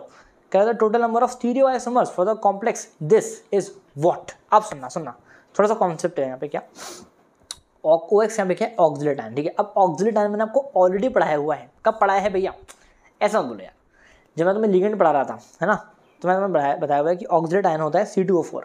दिखा दूँ क्या, देख लो यार, तुमसे पढ़ के थोड़ी आ जाओ। कहाँ गया लिगेंड कहाँ गया मेरे भाई, तू ये देखो इधर आओ, ऑक्सिलेट, ये देखो ऑक्सिलेट आयन C2O4 है, हाँ ना, बोलो आधे ऑक्सिलेट आयन C2O4 है कि नहीं है ना। अब आ जाओ नीचे, ये देखो ऑक्सिलेट आयन है C2O4, है ना। अब सुनना, इट्स लाइक MAA2BC। भैया AA2 क्यों आया यहाँ पे भैया, आपने क्या बोलते हैं AB2 और यहाँ पे CD क्यों नहीं करा मेरे भाई, बिकॉज यहाँ पे ये C2O4 है, बेसिकली CO2 का होल स्क्वायर है ना। तो भाई मैंने बोला MA2 और BC, बात समझ में आ रही है। है ना। अब जरा चेक करते हैं भाई MA2BC कहाँ पे था, और जरा चेक करना नहीं। और स्टीरियो आइसोमर पूछ रहा है, अच्छा जी आ जाओ, ये देखो ये है स्टीरियो आइसोमर की लाइन, और MA2BC कहाँ पे है, MA2BC ये देखो ये है, यानी कि अपना सही आंसर कौन सा होगा 3। समझ पा रहे हो चीज़ों को, आंसर सही है, समझे, है ना। मतलब बेसिकली अगर तुम इन चीज़ों को याद रखते हो, इसको, है ना, और मेनली इसको, ये जो है गन्नी से जो टेबल है तुम्हारा काम बन जाएगा, ठीक है। आगे मैं बात करता हूँ वैलेंस बॉन्ड थ्योरी के बारे में, ठीक है। अब कुछ रूल है समझ लो। CMA या फिर central metal ion used N-1D NS और NP, या फिर NS NP ND for bonding. समझाऊंगा, डरना नहीं है, बस पढ़ लो जितना लिखा है, ठीक है। अब सुनो, B है ligand will donate lone pair to the vacant orbital of central metal atom, समझाऊंगा। और pairing occurs when strong field ligand like NH3 CN- CO etcetera are present. ये ध्यान समझ लो कि जब भी स्ट्रॉन्ग फील्ड लिगेंड आ जाते हैं ना पिक्चर के अंदर, तब आपका हो जाता है मेरे भाई पेयरिंग अकर, है ना। और वो कौन से स्ट्रॉन्ग फील्ड लिगेंड होते हैं, NH3 CN- CO, समझाऊंगा। एक लास्ट पॉइंट और छोटा सा, ये हाइब्रिडाइजेशन लिखी है, ये लिखी है ज्योमेट्री। केमिकल बॉन्डिंग के अंदर मैंने तुम्हें ये सब बताया हुआ है, बट मैंने तुम्हें ये नहीं बताया और ये नहीं बताया, बिकॉज ये तुम्हारी केमिकल बॉन्डिंग में आता ही नहीं है ना। तो याद रखो, जब भी DsP2 होगा स्क्वायर प्लेनर, जब भी DsP3 होगा स्क्वायर पिरामिडल, और DsP3 होगा D2sP3 होगा तो ऑक्टाहेड्रल, ठीक है। सवाल पे चलते हैं, मतलब बकवास नहीं करते हैं। 2 सवाल लेके आए, 2 से 3 सवाल लेके आए, मजा आएगा सुनना। तुमसे जो मैंने प्रीवियस क्वेश्चन देखे ना, उसमें से मतलब जैसे तुम्हें ये दे देगा, अब वो तुमसे ना इनमें से भाई कुछ भी पूछ सकता है, जो मैं तुम्हें जितनी पॉइंट बता रहा हूँ ना, इनमें से कुछ भी पूछ सकता है। और चेक करते हैं, डरना नहीं है। ये लिखा है, मैंने कहा ओके। सबसे पहले मैं आपसे निकलवा रहा हूँ ऑक्सीडेशन नंबर। क्या आप ऑक्सीडेशन नंबर निकालना जानते हो? अरे भूल जाओ यार, सुनो VBD को भूल जाओ, जितना बोल रहा हूँ उतना करो, मजा आएगा, सुनते जाना। ये लिखा है, ठीक है, NiCl4 2- है ना। ऑक्सीडेशन नंबर निकाल सकते हो, बिल्कुल निकाल सकते हैं। कैसे? इसको x माना, इसका -1 होता है, -1 × 4 -4, ये हो गया -2, यहाँ पे आ गया -2। अच्छा, x = यानी कि ऑक्सीडेशन नंबर 2 आ गया, बढ़िया। अब कोऑर्डिनेशन नंबर निकाल सकते हो, बिल्कुल निकाल सकते हो। कैसे? देखो भाई, इसके साथ में कितने लेके हैं, 4, है ना, 4, और साथ में भाई 1 क्यों लिखा है? अरे भाई Cl का जो डेंसिटी होता है 1 होता है ना यार, है ना। बेसिकली 4 × 1 = 4। अच्छा, डेंसिटी कैसे पता मुझे? बता रहा हूँ तुम्हें कि Cl का जो डेंसिटी होता है 1 होता है, मतलब भाई मैक्सिमम चीज़ों का डेंसिटी 1 ही होता है, सिंपल, ठीक। अपना आ गया 4। अच्छा, जो तुम्हारे एग्जाम में आएगा उसकी डेंसिटी 1 होगी, मैं बता रहा हूँ तुम्हें पहले से, ठीक है। अब सुनो, अब मैं इसका लिख रहा हूँ इलेक्ट्रॉनिक कॉन्फ़िगरेशन। सुनते जाओ भी, सुनते जाओ, आसान है। इलेक्ट्रॉनिक कॉन्फ़िगरेशन लिख रहा हूँ, ऐसा सवाल आएगा, मैं इसलिए बोल रहा हूँ। इलेक्ट्रॉनिक कॉन्फ़िगरेशन लिखा, और क्या बोलते हैं, अच्छा एक बात और, कि इसका ऑक्सीडेशन नंबर अगर 2 है तो भाई बेसिकली मैं Ni2+ करूँगा। क्यों करूँगा? अरे भाई ऑक्सीडेशन नंबर 2 है ना यार, तो Ni2+ का मैं इलेक्ट्रॉनिक कॉन्फ़िगरेशन लिख रहा हूँ। जब मैं लिखा तो ये आया। आप सुनना इंपॉर्टेंट बात आपसे मैं तुम्हारा कर रहा हूँ एक्चुअली, क्या बोलते हैं इसको, VBT, ठीक है। अब सुनना, D बनाया मैंने, आगे का FS बनाया, और आगे का ये 4P भी बना दिया, ठीक है। ये कहाँ लिखा हुआ है? देखो 3D N-1D NS और NP, चेक कर लो, N-1D NS और NP बताऊँगा। 8 इलेक्ट्रॉन है, 8 इलेक्ट्रॉन फिल कर दिए। कैसे करें? वही हर्ट्ज रूल है ना, पहले सिंगल सिंगल करो, फिर एक बार भर दे दो, उल्टे उल्टे करो, ठीक है। अच्छा, अब ये हो गया। हाँ, अब मुझे बताना, सुन जाना, अब मुझे बताओ कि कौन से वाले ऐसे ऑर्बिटल हैं जो बच गए, है ना। तो भाई A के बच गया, तो मैंने लिखा S, और P के कितने बच गए? 3 बच गए, यानी कि भाई मैंने लिख दिया P3। अब sp3 क्या होता है? टेट्राहेड्रल होता है, यानी कि क्या, sp3 हाइब्रिडाइजेशन है। अब भाई यही VBT के अंदर तुमसे पूछता है, डायरेक्ट सवाल आता है, डायरेक्ट सवाल यार। और सुनो, और अनपेड इलेक्ट्रॉन कितने हैं भाई? चेक कर सकते हो, 1 और 2, 2 इलेक्ट्रॉन, 2 अनपेड इलेक्ट्रॉन है, यानी कि भाई मैग्नेटिक मोमेंट क्या आ जाएगा? N × N+2। N यहाँ पे क्या है? नंबर ऑफ अनपेड इलेक्ट्रॉन की संख्या। 2 × 4 हो जाएगा हमारा √8। और हमेशा आपको याद रखना है क्या, अगर अनपेड इलेक्ट्रॉन, यानी कि सब छोड़ो, अगर मैग्नेटिक मोमेंट आपका कुछ आ रहा है, यानी कि मैग्नेटिक मोमेंट अगर 0 के बराबर नहीं है तो भाई वो है पैरा, और अगर भाई मैग्नेटिक मोमेंट 0 के बराबर है तो भाई वो है डाया। क्लियर है? सिंपल। कैसे याद रखोगे? अभी जब कोई भी चीज़ जब 0 हो जाती है तब वो डाया हो जाती है, और ख़त्म। जब 0 नहीं होती तब वो पैरा होती है, ख़त्म, ठीक है। आप सुनो, ये क्या लिखा है? Effective atomic number. Effective atomic number क्या है समझाऊंगा। कुछ नहीं, आपसे निकालने को बोल सकता है इफेक्टिव एटॉमिक नंबर, ठीक है। उसका एक पहला सा फॉर्मूला क्या है? Atomic number minus oxidation number, ये देखो ऑक्सीडेशन नंबर लिखा हुआ है, और कोऑर्डिनेशन नंबर ये है, ठीक है। अच्छा और कलर्ड, अच्छा ये कलर्ड होगा कि कलरलेस होगा, अगर चेक करते हैं। देखो यार अगर आपके पास अनपेयर्ड इलेक्ट्रॉन है तो वो चीज़ कलर्ड होगी, बात खत्म, ठीक है। एक और सवाल चीज़ समझाता हूँ आपको, कुछ इंपॉर्टेंट चीज़ें भी हैं, सुनते जाना। ये दिया है, ठीक है। हाँ, अब मैं आपको बता दूँ क्या कि चलो अब रुक जाओ, यहाँ पे तुमने ऑक्सीडेशन नंबर निकाल सकते हो, अपना निकाल सकते हो, कैसे? ऑक्सीडेशन नंबर 3 आ जाएगा, ठीक है। कोऑर्डिनेशन नंबर तुम्हारे यहाँ पे 6 दिख रहा है तुम्हें, तो 6 आ जाएगा, ठीक है। इलेक्ट्रॉनिक कॉन्फ़िगरेशन लिखोगे तुम, और किसकी लिखोगे? CO+3 की, है ना, यानी कि CO+3 की तुमने लिखा, यहाँ पे आ गए। अब सुनो, अब मेन काम है क्या? 3d6 भरो, ये बनाया, हाँ जी, सिंगल भर दिया और फिर एक उल्टा भर दिया, बहुत बढ़िया। FS खाली है, FP खाली है, बट आओ तुम्हें एक और रूल पे लेके चलता हूँ, जो मैंने ऑलरेडी तुम्हें पढ़ के सुनाया है, बट तुम्हें शायद ध्यान नहीं दिया। क्या लिख रहा हूँ? Pairing occurs when strong field ligands like NH3CN- CO are here, है ना।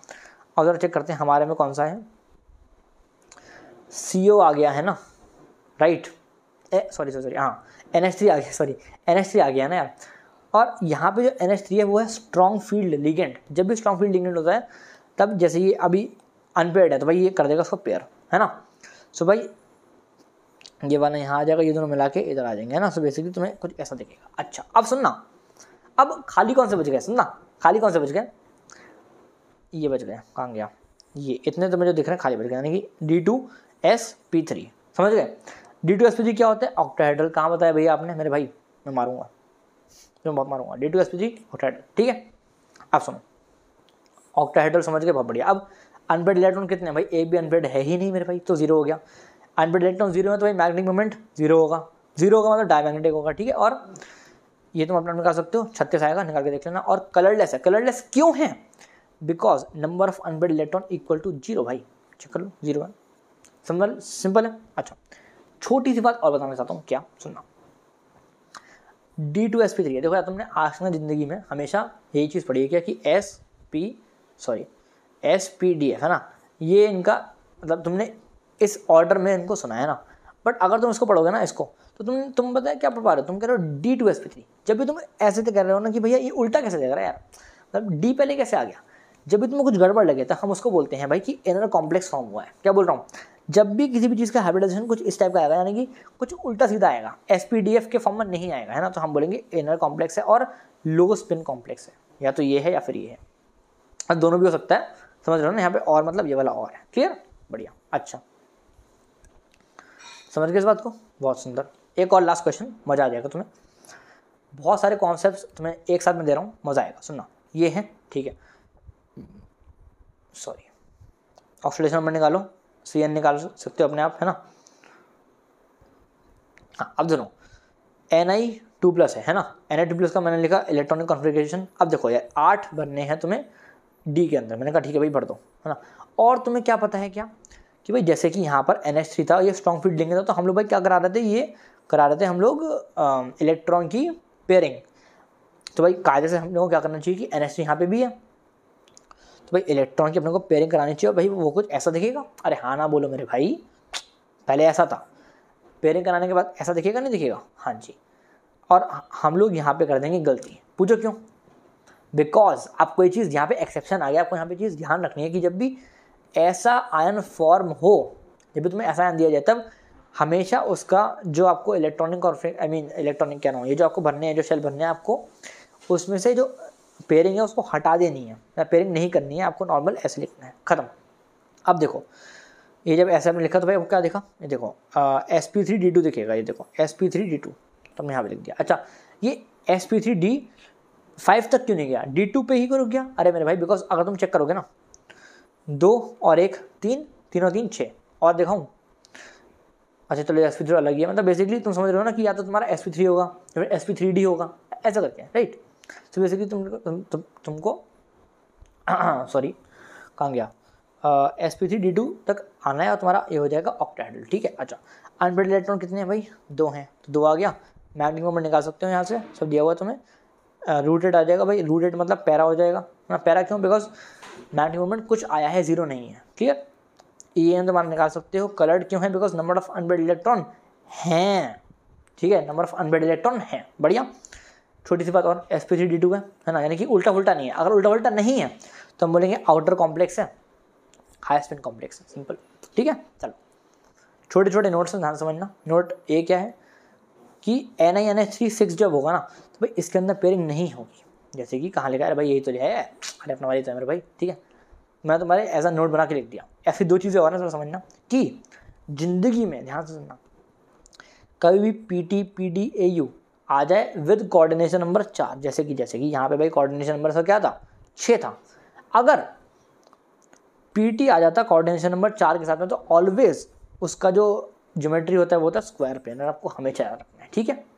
ट्रिक कर सकता है तुम्हें जेईई के अंदर एग्जाम में, है ना। अच्छा और ये हाँ, अच्छा जैसे इसमें एक एक्सेप्शन था इस पर्टिकुलर कंपाउंड के अंदर, वैसे ही इस पर्टिकुलर कंपाउंड के अंदर एक्सेप्शन क्या है कि कायदे से इसमें पेयरिंग नहीं होती है, बट जब भी CO और C2O4 साथ में आते हैं तब भाई पेयरिंग हो जाती है। यहाँ पर भाई पेयरिंग रुक जाती है, यहाँ पर भाई पेयरिंग हो जाती है, ध्यान रहेगा, आसान है। आगे चलते हैं, चलो 8th है CFT, बहुत आसान है, सुनना।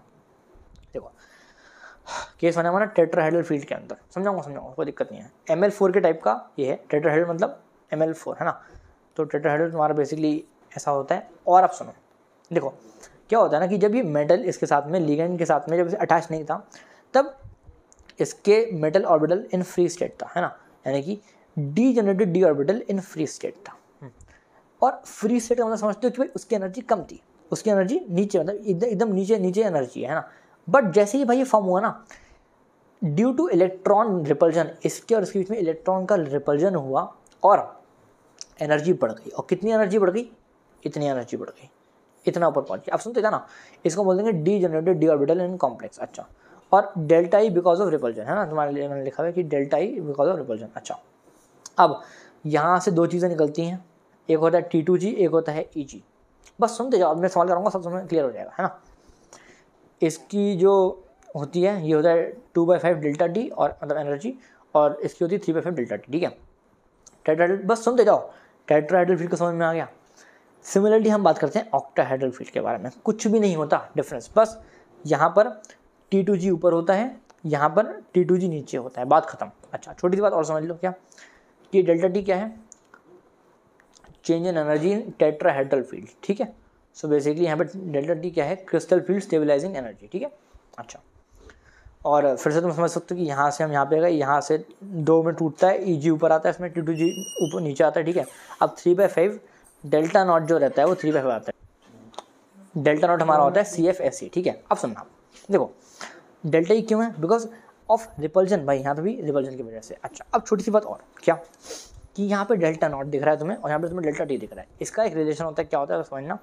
डेल्टा नॉट ज़्यादा होता है डेल्टा टी से, कितना ज़्यादा होता है, delta not equal to 9/4 delta T, ठीक है। तुम्हें इन चीज़ों को याद रखना है। अब मैं तुम्हें क्वेश्चन कराऊंगा, डर नहीं, क्वेश्चन कराऊंगा, बट पहले एक चीज़ समझ लो कि फैक्टर्स अफेक्टिंग CFSE क्या होता है, अरे भाई क्रिस्टल फील्ड स्टेबलाइजिंग एनर्जी, ठीक है। अब सुनो, डायरेक्टली प्रोपोर्शनल होता है ऑक्सीडेशन नंबर के, ठीक है। और CFSE 3D का सबसे कम होता है, 5D का सबसे ज़्यादा होता है, और CFSE डेल्टा नॉट का ज़्यादा होता है, डेल्टा टी का कम होता है, ये मैंने बताया दिया तुम्हें, है ना। और CFSE स्ट्रॉन्ग फील्ड लिगेंड का ज़्यादा होगा और वीक फील्ड लिगेंड का कम होगा, क्लियर, बढ़िया। अब आगे सुनते जाना, क्वेश्चन मैं तुम्हें करा रहा हूँ, ठीक है, डायरेक्ट क्वेश्चन। तुमसे क्या बताएगा, क्वेश्चन पूछेगा, 3 चीज़ें दे देगा, बोलेगा भाई करेक्ट ऑर्डर ऑफ फ्रीक्वेंस बता दे मुझे। मैंने कहा बता दूंगा, क्यों, सुनना। पहले बात मैं क्या बोल रहा हूँ, CFSE का तुम ऑर्डर निकालो, कैसे निकालोगे, सुनना। पहली बात क्या है भाई, हम पहले चलेंगे ऑक्सीडेशन नंबर से। ऑक्सीडेशन नंबर तो भाई सबका सेम है, तुम जब चेक करोगे भाई तीनों का ऑक्सीडेशन नंबर निकल जाएगा +2, ठीक है, बढ़िया। ऐसा मत सोचना कि यहाँ पे ये +2 लिखा है इसलिए, नहीं, ऑक्सीडेशन नंबर बाकायदा निकालोगे, है ना। यहाँ +2 है, यहाँ +2 है, लेकिन भाई यहाँ तो -4 है ना, तो इसका ऑक्सीडेशन नंबर और इसका निकालना, ठीक है। अब सुनो, और हाँ, तो अब हम लोग कैसे निकालेंगे, बहुत आसान है। देखो हम क्या बोलते हैं कि स्ट्रॉन्ग फील्ड लिगेंड का ज़्यादा होता है और वीक फील्ड लिगेंड का कम होता है ना। अब मैंने आपको ऑलरेडी स्ट्रॉन्ग फील्ड और वीक फील्ड लिगेंड बताए हुए हैं यार, है ना, बताए हुए हैं कि नहीं बताए हुए हैं। अच्छा, सॉरी, अभी मैंने तो बताया नहीं ना। देखो सुनो, स्ट्रॉन्ग फील्ड लिगेंड जो होते हैं ना, मैं आपको समझा देता हूँ, एक स्पेक्ट्रोकेमिकल सीरीज होती है ये, अभी मैं तो समझाऊंगा, बट तुम ऐसा समझ लो कि H2O स्ट्रॉन्ग फील्ड लिगेंड होता है, ये वीक फील्ड होता है, और ये भी वीक फील्ड होता है, ठीक है। So basically strong field ligand ये और ये हो गया, है ना। अगर सुनना, so okay, sorry, H2O strong field ligand होता है, नहीं होता है, वो होता है वीक फील्ड लिगेंड, चेक कर सकते हो, है ना। NH3 और NO2 होते हैं स्ट्रॉन्ग फील्ड लिगेंड, है ना। इसका मतलब क्या है कि CFSE इसका कम होगा और सबसे ज़्यादा इसका होगा। But E equals to SC by lambda होता है, जिसकी एनर्जी ज़्यादा उसका लैम्डा कम। चेक कर लो, जिसकी एनर्जी ज़्यादा उसका लैम्डा कम। समझ में आ रही है? अब रुको, ये मैं पहले तुम्हें पढ़ा दूँ, फिर तुम्हें ज़्यादा समझ में आएगा। आओ स्पेक्ट्रोकेमिकल सीरीज को बताता हूँ मैं। देखो यार, ये है I minus BR SCN CL S2 है ना, ये करके तुम देख सकते हो। जितने भी ये हैं हम इनको बोलते हैं वीक फील्ड लिगेंड, और इनके अंदर भी ऑर्डर है भाई कि कौन सा लिगेंड वीक है या फिर कौन सा लिगेंड स्ट्रॉन्ग है। समझ आता हूँ, पहले याद रखो। एक बार सजन क्लास से फरार और ऑक्सीलेट का पानी से प्यार। क्या बोला मैंने? एक बार सजन क्लास से फरार और ऑक्सीलेट का पानी से प्यार। पहली बात, जहाँ पे मैंने अंडरलाइन करा हुआ है उन चीज़ों का कोई मतलब नहीं है, वो सिर्फ राइम करने के लिए है। और दूसरी बात क्या कि I माइनस का जो मतलब एक्सटेंट ऑफ लिगेंडनेस है वो सबसे कम है और H2O का सबसे ज़्यादा है इस पर्टिकुलर चीज़ के अंदर, ठीक है। बट इससे भी और तगड़े स्ट्रॉन्ग फील्ड लिगेंड है। कौन सी है समझाता हूँ। ये है, फिर ये है, फिर ये, ऐसे करके सबसे ज़्यादा जो तगड़ा है स्ट्रॉन्ग फील्ड लिगेंड वो है CO। क्लियर? अब सुनना, इसको कैसे याद रखोगे? नाचते हुए उड़ता ammonia in north Canada and Colombo. ठीक है, थोड़ा सा याद रख सकते हो। नाचते हुए उड़ता ammonia in north Canada and Colombo. ठीक है, फिर से जिनके आगे मैंने ये चीज़ लगाई हुई है वो कोई मतलब नहीं है। ठीक है, ये है स्ट्रॉन्ग फील्ड लिगेंड। अब ज़रा सुनो, H2O है, वीक फील्ड लिगेंड, NH3 है थोड़ा सा अच्छा, बट NO2 से अच्छा नहीं है भाई। NO2 हमारे यहाँ पे आ गया है ना, तुम्हारा समझ में आ रही है कि यहाँ से यहाँ जाओगे भाई, वीक फील्ड लिगेंड का स्ट्रॉन्ग फील्ड लिगेंड बढ़ता जाएगा, यानी कि CFSE का एक्सटेंट बढ़ता जाएगा। क्यों, कहाँ लिखा है ऐसा? ये देखो, CFSE का स्ट्रॉन्ग फील्ड लिगेंड ज़्यादा होता है। ठीक है, सो अगर ये ऐसा है तो ये चीज़ इसकी उल्टी जाएगी। सिंपल, आगे चलते हैं। स्पेक्ट्रोकेमिकल सीरीज समझ गए, सिंपल सा कॉन्सेप्ट। आगे चलते हैं। अब देखो, यहाँ से काफ़ी तगड़ा सवाल आता है, सुनना, यहाँ से काफ़ी सवाल आते हैं। कैलकुलेशन ऑफ CFSE क्या होता है, जरा समझना। एक फॉर्मूला समझ लो, एक ये फॉर्मूला है, ठीक है, इसको पढ़ लेना। अब मैं तुम्हें बता रहा हूँ क्या क्या है इसके अंदर। X यहाँ पे है number of electron in T2G, समझाऊंगा। Y क्या है, number of electron in EG। अच्छा, T2G और EG याद है ना, ये भूल तो नहीं गए दोस्त? ये देखो T2G और EG है ना ये। अब सुनो, यहाँ पे Z क्या है, Z is pair of electron. Pair of electron समझाऊंगा। आओ एक तुम्हें सवाल कराता हूँ, 2023 का सवाल है, जरा समझना। कुछ नहीं है। The complex with highest magnitude of CFSE is. Simple है, देखो एक एक करके सबके निकालता हूँ। एक क्वेश्चन कराऊंगा तुम्हें मजा आ जाएगा, सुनते जाना। डायरेक्ट तुम्हें सवाल करा रहा हूँ। देखो TI के लिए मैंने ये लिखा इलेक्ट्रॉनिक कॉन्फ़िगरेशन, लेकिन यहाँ पे तो TI+3 में है ना। सो बेसिकली TI+3 का जब मैंने करा ना, सो यहाँ पर मेरे को मिला कि 3D1 जो लास्ट इलेक्ट्रॉन जो D के अंदर आ रहा है वो आ रहा है D1। ठीक है, D1 आ रहा है ना। सो D1 के लिए हम क्या करते हैं बताऊँगा, डरना नहीं, बताऊँगा। D1 के लिए हमने ऐसे करा है ना। अब D के अंदर कितने होते हैं भाई? मैंने कहा भाई 5 होते हैं, भाई 5 बना दो फिर, है ना। अब D के अंदर अगर एक इलेक्ट्रॉन है तो भाई यहाँ पे एक डाल दो। अच्छा, अब ये जो एक इलेक्ट्रॉन है कहाँ जाएगा? या तो यहाँ जाएगा फिर यहाँ जाएगा, बट पहले नीचे वाले में जाता है। और एक बात क्या कि भाई यहाँ पे EG ऊपर क्यों है और T2G नीचे क्यों है भैया? अरे मेरे भाई, बिकॉज रुको, ऑक्टाहेड्रल फील्ड के अंदर EG ऊपर होता है, T2G नीचे होता है। क्या ये हमारा ऑक्टाहेड्रल फील्ड है? चलो चेक करते हैं यार। क्या पूछा है? Delta not. डेल्टा नॉट मतलब डेल्टा एनर्जी ऑफ ऑक्टाहेड्रल। ठीक है, अब सुनना, ये जो एक इलेक्ट्रॉन है कहाँ जाएगा? ये जाएगा इसमें। ठीक है, तो T2G में गया। मैंने कहा बहुत बढ़िया। CFSE के अंदर भाई फॉर्मूला लगाऊंगा कैसे? X क्या होता है भाई? आओ चेक करते हैं। Number of electron in T2G कितने हैं भाई इस टाइम? 1 है, बहुत बढ़िया। साथ में -0.4 डेल्टा नॉट। मैंने कहा ठीक है। प्लस यहाँ पे आ गया Y क्या है? Number of electron in EG। अच्छा, तो भाई मैंने कहा यार यहाँ पे 0 है, यहाँ पे तो एक भी इलेक्ट्रॉन आया नहीं है अभी तक, तो भी 0 आएगा। और पेयर ऑफ इलेक्ट्रॉन भाई यहाँ पे क्या तुम्हें कोई पूरे के अंदर क्या तुम्हें कोई पेयर दिख रहा है? नहीं भैया, तो यानी कि ये भी 0 हो जाएगा। अपना आंसर -0.4 डेल्टा 0 आ गया। ये क्या पूछ रहा है? Highest magnitude. सबके लिए निकालना पड़ेगा। शिट यार, आ जाओ निकालते हैं। इसके लिए निकालता हूँ Cr+3। ठीक है, मैंने इसके लिए इलेक्ट्रॉनिक कॉन्फ़िगरेशन लिखा। ठीक है, मैंने देखा कि भाई इसमें ओके सॉरी एक मिनट, यहाँ पे मैंने देखा कि भाई यहाँ पे जो लास्ट D है वो 3 इलेक्ट्रॉन देता है, यानी कि D3 है ना। फिर से लिखा 3 इलेक्ट्रॉन भरे। अब ये 3 इलेक्ट्रॉन कैसे भरूंगा इनके अंदर? अरे बड़ा आसान है भाई, पहले नीचे वाले को भरना है। ठीक है, तीनों डाल दो इसके अंदर। ठीक है, सो बेसिकली जब तुम लगाओगे तो यहाँ पे X था है ना, सॉरी X क्या होता है? T2G के अंदर कितने इलेक्ट्रॉन है भाई? कितने इलेक्ट्रॉन है? 3 है। मैंने कहा ठीक है। फिर साथ में था प्लस इसके अंदर कितने इलेक्ट्रॉन है, अरे भाई अभी भी तो जीरो ही है, तो भाई जीरो आता। अच्छा प्लस क्या होता है, जेड इंटू पी होता है ना, जेड इंटू पी। जेड क्या है, पेयर ऑफ इलेक्ट्रॉन। भाई क्या तुम्हें कोई पेयर दिख रहा है, मेरा बिल्कुल नहीं दिख रहा, जीरो कर दो। कितना आंसर आएगा, -1.2।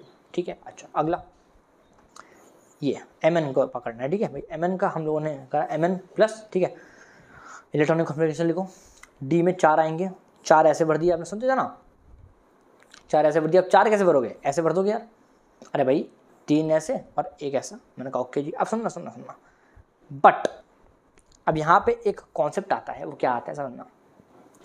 जैसे ही D4 तुम्हारे पिक्चर में आया ना, यहाँ पे आ जाता है कॉन्सेप्ट वीक फील्ड लिगेंड और स्ट्रॉन्ग फील्ड लिगेंड का। समझाऊंगा, देखो यार, यहाँ पे जो एम एन है वो है वीक फील्ड लिगेंड। हाँ जो लोग समझते हैं, देखो समझना कि जब मेरे पास ये 4 इलेक्ट्रॉन हैं तो मेरे पास 2 तरीके हैं। क्या कि एक तो मैं 3 इलेक्ट्रॉन से भर दूँ और जो लास्ट वाला इलेक्ट्रॉन है ना, ये इसको मैं इसके अंदर डालूँ, या फिर दूसरा तरीका क्या है कि 3 इसके अंदर भर दूँ और जो बाद वाला है, जो ये वाला था, वो मैं डाल दूँ यहाँ पर। अब हम उसे कैसे डिसाइड करते हैं कि ये वाला करना है कि वाला करना है, बहुत आसान है। जिसके लिए आप निकाल लो, आप वो चेक करो कि वो वीक फील्ड लिगेंड है कि स्ट्रॉन्ग फील्ड लिगेंड है। मतलब क्या, समझाता हूँ। एम एन है हमारा वीक फील्ड लिगेंड। अच्छा जी, यानी कि हम लोग ये वाला चूज़ नहीं करेंगे, हम करेंगे ये वाला चूज़। क्यों, बिकॉज ये वाला जो केस होता है कि आपको ऊपर वाले में भेज देना है, ये होता है वीक फील्ड लिगेंड के अंदर।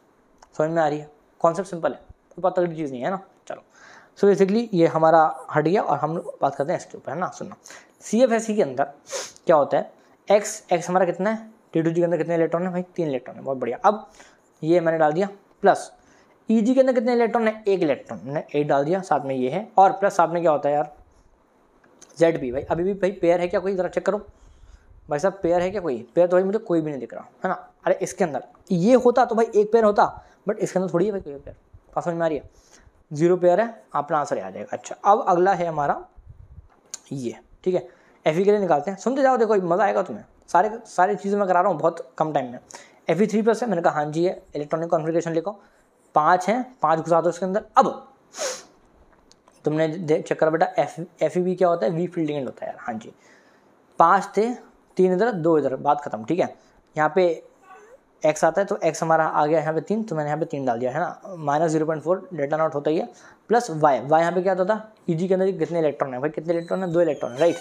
सो बेटा जी यहाँ पे 2 आ जाएगा। अब 0.6 डेल्टा नॉट है ना, और यहाँ पे ZP मतलब प्लस ZP आता है ना।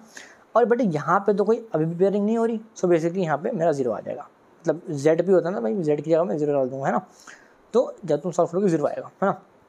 सो अब अपने को निकालना है भाई साहब, कि निकालना कहते हैं, ये भी चेक कर लो कि भाई सबसे ज़्यादा मैग्नीट्यूड किसका है। और ज़रा चेक करते हैं, 0.4, 1.2, 0.6, 0.6 और अपना 0, कौन सा है, बी वाला आंसर सही है, यानी कि ये सही है। क्यों, बिकॉज इसका 1.2 था। समझ गए बात को, ठीक है। चलो अब सुनो, हाँ ओके। अब देखो यार, हम लोगों ने D5 तो मैंने आपको करा दिया। अब आगे के कॉन्सेप्ट आई थिंक आप खुद भी समझ सकते हो, मैं आपको समझा रहा हूँ, समझा, डरना नहीं है, कर देंगे। सुनना कॉन्सेप्ट क्या है, सुनना। अगर किसी वजह से, जैसे हमारा जब D5 आया था, है ना, तो ये तो भाई वीक फील्ड लिगेंड। अगर किसी वजह से D5 आया भाई स्ट्रॉन्ग फील्ड लिगेंड होगा तो क्या होगा, सुनना। अगर स्ट्रॉन्ग फील्ड लिगेंड होगा, कुछ नहीं होगा, 5 है आपने भाई 3 पहले भरे, फिर आपके पास अगर स्ट्रॉन्ग फील्ड लिगेंड होता है तो आपको इसके अंदर ही उल्टे करके भरने हैं, यानी कि ऐसे और ऐसे। मैंने कहा ठीक है, हाँ। सो अब आप CFSE निकालोगे तो कैसे निकालोगे, CFSE equals to x। x क्या होता था, इसके अंदर कितने इलेक्ट्रॉन है, इलेक्ट्रॉन कितने हैं, 5 है भाई, मैंने भाई 5 मार दिया। अच्छा ये है एक साथ में, प्लस y के अंदर कितने इलेक्ट्रॉन है, y मतलब EG के अंदर कितने इलेक्ट्रॉन है भाई, 0, मैंने 0 डाल दिया। अच्छा अब यहाँ पे होता है प्लस ZP, ठीक है। Z कितना होता है, Z का मतलब क्या होता है, कितने पेयर हैं भाई। अब चेक करते हैं, 1 पेयर 2 पेयर, यानी कि Z2 इक्वल्स टू Z, है ना, यानी कि मैंने यहाँ पे 2 पे मार दिया। तो अपना सही आंसर कौन सा है, -2 डेल्टा नॉट प्लस 2p। समझ में आ रही है, मतलब पहला कौन सा समझ पाए। अच्छा अब अगर D5 की जगह पे और ऐसे तगड़ी चीज़ आ जाए, जैसे कि D6 आ जाए, ठीक है, तो आप क्या करोगे, और वो डेफिनेटली स्ट्रॉन्ग फील्ड हो, है ना। वीक फील्ड का भी मैं दिखाऊंगा आपको, बट पहले हम पढ़ते हैं स्ट्रॉन्ग फील्ड, है ना। आ जाओ, देखो स्ट्रॉन्ग फील्ड हो तो कुछ नहीं होगा मेरे भाई, 1 2 3 4 5 6 के 6 भाई हमने भर दिए यहाँ से उठा के, बहुत बढ़िया, है ना। और नॉर्मल वही हुआ हमारा कि x की जगह पे आपने 6 मार दिया, यहाँ पे 0 है तो भाई यहाँ पे 0 डाल दिया। और सुनना, अब यहाँ पे कॉन्सेप्ट क्या है, यहाँ पे आता है भाई ZP। Z क्या होता है भाई, पेयर, कि भाई कितने पेयर हैं। बट यहाँ पे कॉन्सेप्ट क्या है, सुनना। अभी यहाँ पे ऊपर क्या हुआ था, कितने पेयर थे, दिस, यानी कि 1 और 1 2, 2 आ गया। बट इसमें एक और एक 2 पेयर तो हैं ही, बट मेरे भाई देखो यहाँ पे भी एक पेयर है, और समझ में आई? अरे भाई यहाँ पे भी तो, यहाँ पे भाई 2 हैं और यहाँ पे 3 है ना, बेसिकली 3 है और यहाँ पे 1 है। तो हम क्या करेंगे, इस वाली की साइड में से ये वाला माइनस करेंगे, मतलब 3 में से 1 माइनस कर दो, 3 में से 1 माइनस करोगे 2 पे आ जाएगा, बात खत्म। ठीक है, अगली बात करते हैं वीक फील्ड। D6 में ही वीक फील्ड है ना, देखो हम गया CFS की, अच्छा सॉरी D6 मतलब आपने इसको इस तरह से भरा, कैसे भरोगे, वही आपको पता है, ऐसे ऐसे ऐसे ऐसे ऐसे 5 हो गए और एक 6 उल्टा। अच्छा अब वीक फील्ड है ना, बना चालू करो। 1 सॉरी 1 2 3, फिर अब वी फील्ड है ना तो ऊपर जाएगा 4 5। अब भाई ये तो खत्म हो गए तो कोई दिक्कत नहीं है, इसके अंदर वापस भर दें। ठीक है, इतना हो गया, मैंने कहा हाँ जी हो गया। अब निकालते हैं CFS क्या होता है, बताओ तुम बताओ। चलो X आता है यहाँ पे, X क्या होता है, T2G के अंदर कितने इलेक्ट्रॉन हैं भाई, कितने हैं मुझे बताओ, कितने दिख रहे हैं, 4 दिख रहे हैं मुझे, तो 4 आ गया, साथ में ही होता है तो बताइए। प्लस यहाँ पे क्या होता है, Y के अंदर कितने इलेक्ट्रॉन हैं, कितने हैं मेरे को बताओ, 2 हैं, 2 आ गया, साथ में होता है। अब ध्यान से यहाँ पे तो है ZP, अच्छा जी, यानी कि यहाँ पे तो है पेयर ऑफ इलेक्ट्रॉन है ना, तो भाई यहाँ पे कोई पेयर दिख रहा है, मैंने कहा हाँ यार एक पेयर तो दिख रहा है, यहाँ पे कोई पेयर दिख रहा है, हाँ भाई यहाँ पे भी एक पेयर दिख रहा है। 1 में से 1 घटाओगे कितना आएगा भाई, 0 आ जाएगा, 1 में से 1 घटाया 0 आ गया, अपना आंसर ये है, समझ गए। और ऐसे करके D7 का अगर तुम्हारे एग्जाम में आएगा तुम कर सकते हो, आई होप, है ना। सो बेसिकली तुम्हारा कहाँ गया ये कैलकुलेशन ऑफ CFS से सवाल आते हैं, बहुत अच्छे सवाल आते हैं। ठीक है, चलो अब मैं आपको अंत में लेके चलता हूँ। ठीक है, ऑर्गेनोमेटालिक कंपाउंड्स पढ़ते हैं। देखो इसमें जितना ज़रूरी है मैं आपको उतना पढ़ाऊंगा, समझना। ऑर्गेनोमेटालिक कंपाउंड क्या होते हैं, मेटल, जब मेटल डायरेक्टली कनेक्टेड होते हैं ना, बॉन्डेड होते हैं C के साथ में डायरेक्टली, मैं समझाता हूँ कैसे। देखो ऑर्गेनोमेटालिक कंपाउंड 2 टाइप के होते हैं, एक होता है आयनिक और एक होता है कोवेलेंट। जैसे कि जब M और C आयनिक बॉन्ड से जुड़े होते हैं तब हम बोलते हैं आयनिक, जब कोवेलेंट बॉन्ड से जुड़े होते हैं तो हम बोलते हैं कोवेलेंट। ठीक है, अब इसके ये तो यहाँ पे खत्म हो गया। ठीक है, अब इसके अंदर और अंदर हम चलते हैं, जो तुम्हें अब चीज़ें याद रखनी है, सुनते जाना। इसके अंदर ना 3 तरह के बॉन्ड होते हैं, एक होता है सिग्मा बॉन्ड, एक होता है पाई बॉन्ड और एक होता है sigma and pi bond mixture. समझाता हूँ। सिग्मा बॉन्ड के लिए एग्जाम्पल आपको डायरेक्टली याद रखने हैं क्या, RMGX, इसको हम बोलते हैं ग्रिग्नार्ड्स रिएजेंट। क्या बोलते हैं, ग्रिग्नार्ड्स रिएजेंट, लिख लो कहीं पर। ठीक है, लिख लो तो मान लिया, छोड़ो, है ना। Al2Me6, Me6 मतलब मिथाइल, है ना, और CH3 4 और SN, क्लियर। अच्छा बहुत बढ़िया, ये है सिग्मा बॉन्डेड का। अब पाई बॉन्डेड के जो तुम्हें एग्जाम्पल याद रखने हैं, और जितनी भी चीज़ें तुम्हें याद रखनी है ना, हाँ मैंने उतना ये सब चीज़ें लिखी हुई हैं, है ना। इससे ज़्यादा याद करके मत जाना, फालतू में टाइम वेस्ट करोगे अपना याद करके, है ना। अब सुनो, FeC5H5 2, ठीक है, इसको मैं बोलता हूँ फेरोसिन, और इसका जो क्या बोलते हैं अपना स्ट्रक्चर है वो ये होता है। ठीक है, यहाँ पे Cr(C6H6H2) इसको मैं क्या बोलता हूँ, डाईबेंजीन क्रोमियम। ठीक है, और इसका कैसा दिखता है, बेंजीन और Cr। अच्छा ये मैंने बेटा यहाँ पे एरो के लगाया हुआ है, एरो मतलब बेसिकली इट्स लाइक कि बॉन्ड ही है, बट यहाँ पर दिखाना चाहता था जो बेंजीन है वो Cr को इलेक्ट्रॉन अपना दे रहा है। ठीक है, बढ़िया, आगे बात करते हैं जी सॉल्ट। ठीक है, इसमें क्या बोलते हैं कि बेसिकली आपका KPtCl3 C2H4 होता है और साथ में XH2 होता है। बट इसका अगर मैं आपसे बात करूं स्ट्रक्चर के बारे में, इसका अंदर का मैं स्ट्रक्चर यहाँ बना देता हूँ, क्या PT है, 3 क्लोरीन है, तो भाई यहाँ पे 3 क्लोरीन आ रहे हैं और एक ही यहाँ से आ दे रहा है तुम्हें इलेक्ट्रॉन। ठीक है, मैं फिर से बोल दूँ, ये जो एरो लगा है इसका मतलब ये है कि क्लोरीन से इलेक्ट्रॉन PT की तरफ आ रहा है, बात खत्म। ठीक है, अच्छा अब ये भी हो गया, ये भी हो गया, बात करते हैं इसकी। ठीक है, इसमें क्या है बेटा, मेटल कार्बोनाइल होते हैं, जैसे कि पहले मैं बात करता हूँ मेटल कार्बोनाइल, है ना, NiCO4, और यहाँ पे इसका फॉर्मूला, इसका क्या बोलते हैं अपना स्ट्रक्चर है। ठीक है, अच्छा दूसरा है FeCO4 का जो स्ट्रक्चर है वो ऐसा होता है, याद रखना डायरेक्ट, है ना, मैं क्या बताऊँ। CrCO6 में ऐसा रहता है स्ट्रक्चर, ठीक है, सॉरी, और Mn2CO10 में हमारा स्ट्रक्चर कुछ ऐसा रहता है। ठीक है, तुम डायरेक्टली याद रखना, मैं क्या बताऊँ उसमें यार, है ना। अच्छा, और CO2CO8 में हमारा स्ट्रक्चर रहता है एक स्पाइडर स्ट्रक्चर। ठीक है, यस। सो देखो यार, with this we have finally completed this chapter. और देखो बहुत जान लगी है इस चीज़ को बनाने में, है ना। और मैं तुम्हें बस एक चीज़ बोलना चाहता हूँ, सिर्फ एक लास्ट चीज़ सुनते जाने, 1 मिनट, कि ये जो चीज़ है ना, दिखा देता हूँ, ये जो चीज़ है ना यार, मैं ऑनेस्टली चाहता हूँ कि तुम ना इसको रटो मत, बस किसी तरह से ना इसको बना के देख लो एक बार अपनी कॉपी में। यार तुमने 2-3 बार इसको बनाओगे ना, तुम्हें अपने आप चीज़ें याद रहेंगी यार, क्योंकि इसको रटोगे तो दिक्कत में आ जाओगे। ठीक है, मैं तुम्हें थोड़ी सी कोशिश करी कि तुम्हें तो समझा पाऊँ, बट थोड़ी सी नाकाम सी कोशिश थी वो, छोड़ो, है ना। सो समझ पा रहे हो बात को, कैसे कैसे करना है, ठीक है।